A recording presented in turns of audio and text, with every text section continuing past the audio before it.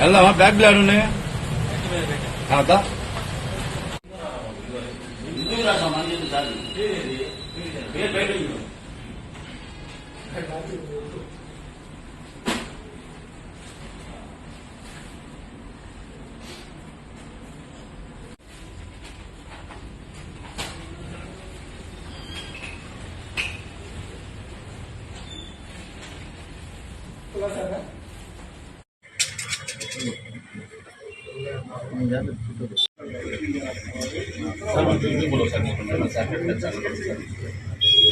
Sir ఫోటోగ్రాఫర్లు chance ఇవ్వండి ఒక్క నిమిషం సార్, ఒక్క నిమిషం ఉండండి.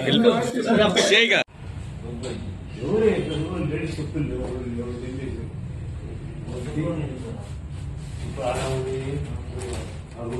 సమాచారం మేరకు విషయాన్ని పై అధికారులకు తెలియజేసి పట్టణంలో కొన్ని స్పా సెంటర్లో ఇల్లీగల్ యాక్టివిటీ జరుగుతుందని సమాచారం రావడంతో ఆ విషయాన్ని పై అధికారులకు తెలియజేసి వారి యొక్క ఉత్తర్వుల మేరకు పార్వతమ్మ టెంపుల్ దగ్గరలో ఉన్న ఈ V2 స్పా సెంటర్ పైన మా సిబ్బందితో రైడ్ చేయడం జరిగింది.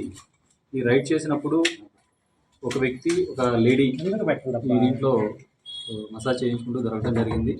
అంతేకాకుండా ఈ స్పాని తనిఖీ చేసినప్పుడు దానిలో కొన్ని కాండోమ్ ప్యాకెట్స్, దాంతో పాటుగా కొన్ని గాంజా ప్యాకెట్స్ కూడా ఇక్కడ దొరకడం జరిగింది.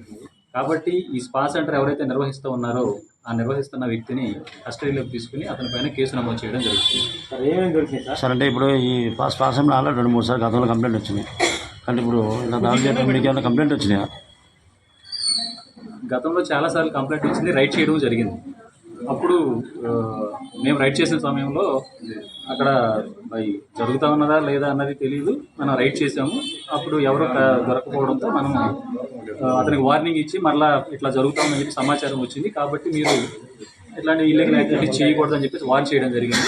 కానీ ఈరోజు మనకి స్పాట్లోనే దొరకడంతో సదరు వ్యక్తి పైన కేసు నమోదు చేయడం. ఏమేమి చెప్పింది సార్ మనకి దీనిలో వచ్చేసి మేము వచ్చేటప్పటికి ఒక పర్సన్ ఉన్నాడు, తను మసాజ్ చేయించుకుంటూ ఉన్నాడు. మేము ఎంటర్ అయ్యేటప్పటికి లేడీ ఎస్కేప్ అవ్వడం జరిగింది.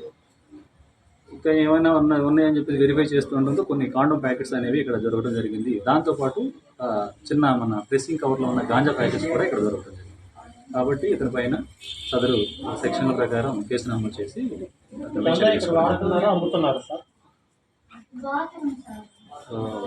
అతను అయితే పర్చేజ్ చేయడానికి, అమ్మడానికే ప్యాకెట్స్ చేసి పెట్టుకున్నాడు. కాబట్టి